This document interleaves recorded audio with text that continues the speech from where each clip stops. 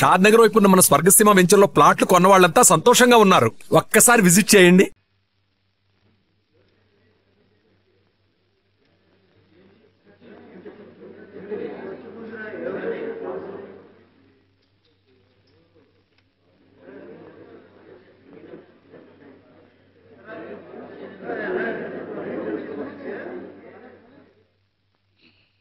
అదేమిటో ఓ జమీందారని గాని ఓ ఆగర్భ శ్రీమంతుడని గాని ఏమీ లేదనుకో జానకమ్మ. మంచి రసకందాయిల్లో ఉన్న పాతని తక్కువ ఆపేసి లేచి వెళ్ళిపోయారంతే కదూ శారదమ్మా. మరి ఆయన గళం విప్పారంటే తపస్సు చేస్తున్న ఋషిలా కూర్చుంటారాయే. మన శారదమ్మ పుట్టినప్పుడు ఏమైందో తెలుసా గోపాలం? అమ్మగారికి నొప్పులు మొదలయ్యాయి. పరిస్థితి విషమిస్తోందని డాక్టర్ చెప్పగానే కచేరీలో ఉన్న అయ్యగారికి ఆ మాట చెప్పడానికి పరిగెత్తాను నేను. ఏకాగ్రతతో పాడుతున్న అయ్యగారిని చూసేసరికి నోరు మెదపలేకపోయానుకో. తీరా ఆయన కచేరీ పూర్తి చేసుకుని ఇంటికి వచ్చేసరికి అంతా అయిపోయింది పాపం. ఆఖరి చూపు కూడా దక్కలేదన్నమాట. మన బండిలా ఉందమ్మో. చూసారా ఆ డెక్కల చప్పుల్లో కూడా కోపం కనిపిస్తోందిరా దేవుడా.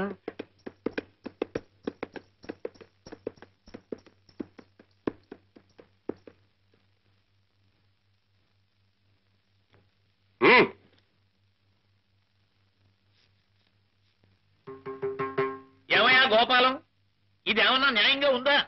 ఉందా అంటున్నాను. నా మధ్యలో మోసుకొస్తుంటే న్యాయంగా ఉందా అంటారేమిటండి? అది కాదయ్యా, ఈయనొచ్చి ప్రోగ్రామ్ విషయమై నిన్ను కలిస్తే క్యాన్సిల్ చేసుకోమన్నావుటేమిటి? నీ కూతుకోటి నా హేళి తిరిగి వెళ్ళి పర్వాలేదు.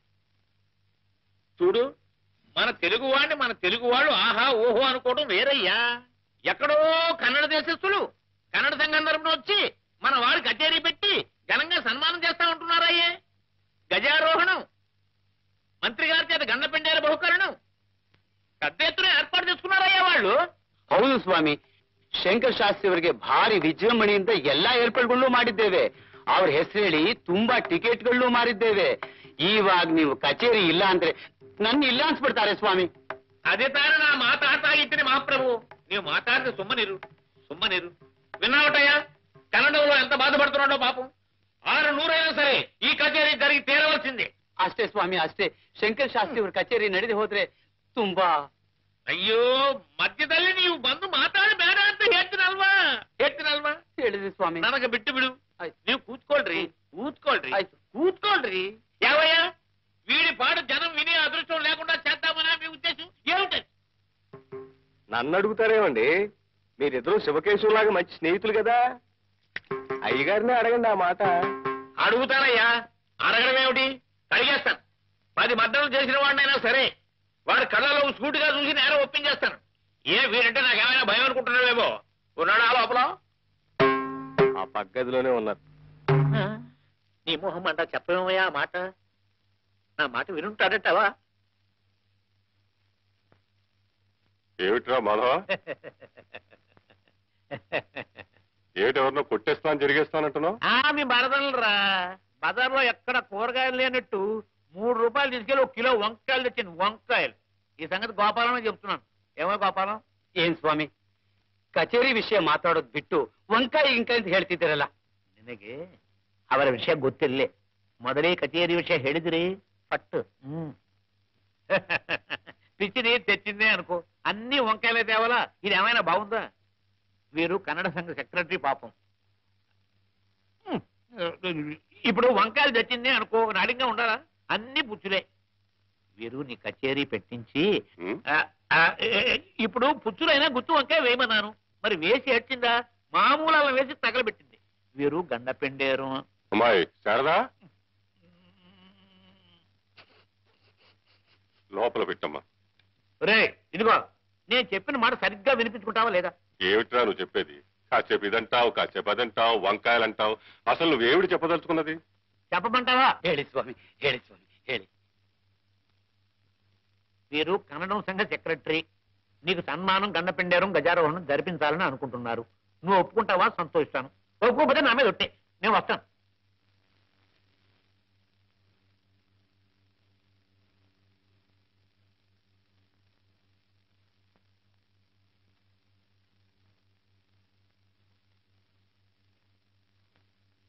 ಆಹಾ ರಾಘವೇಂದ್ರ, ಎಲ್ಲಾ ನಿಂದಯ.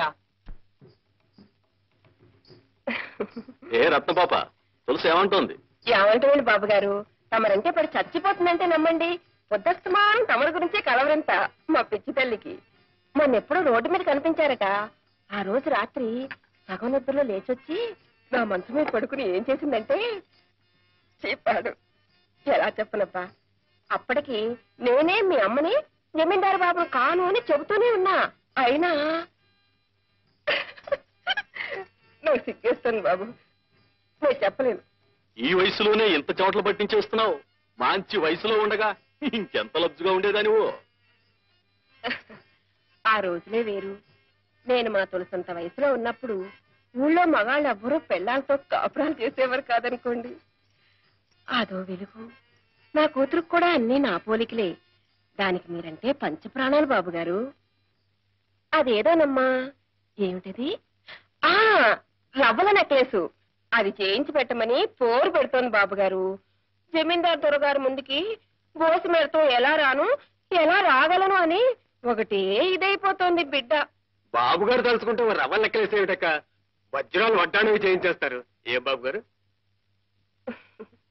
నెక్లెస్లు వడ్డాణాలు సరే కాని ఈసారి ఈ ఊరు తులసి కోసమే వచ్చాం. ఇవాళైనా వీలవుతుందా లేకపోతే? అయ్యయ్యో, వీలేకపోయాడు బాబుగారు. కిందటిసారంటే అమ్మ ఇంట్లో రావడానికి వీలేసుకోవడం లేదు గాని ఈవేళ అసలు చీకటి పడుతుండగానే వచ్చేయండి బాబు. తమకు అన్ని ఏర్పాట్లు ఇక్కడే. తప్పకుండా వస్తారు కదూ. రాకపోతే నా మీద ఒట్టే.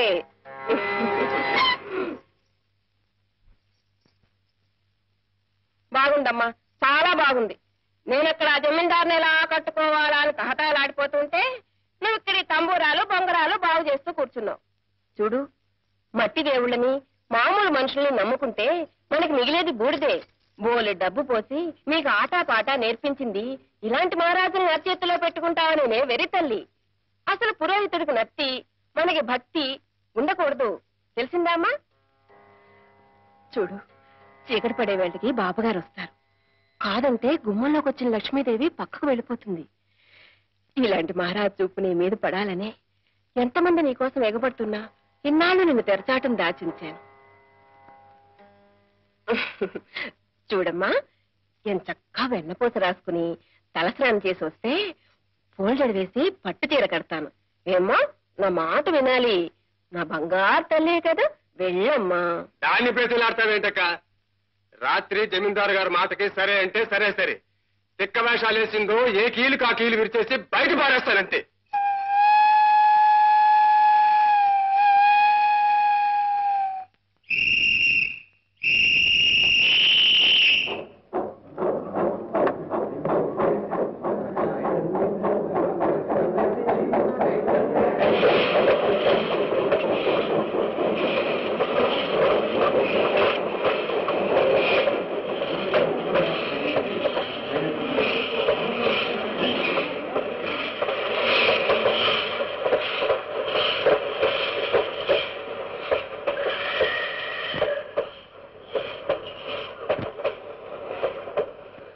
ఈ బండిలోనా?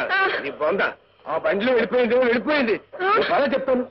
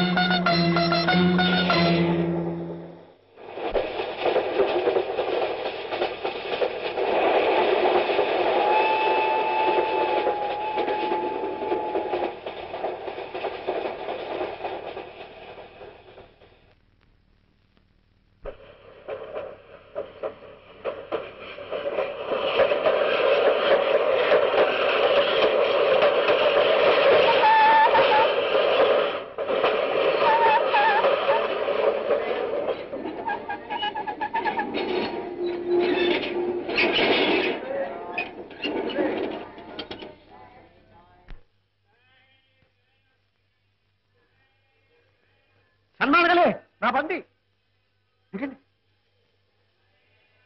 సౌఖ్యం సౌఖ్యం. గొత్తిల్ల శాస్త్రి గారు ఈ పెట్టిలోనే ఉన్నారు. ఈ పెట్టిలోనే.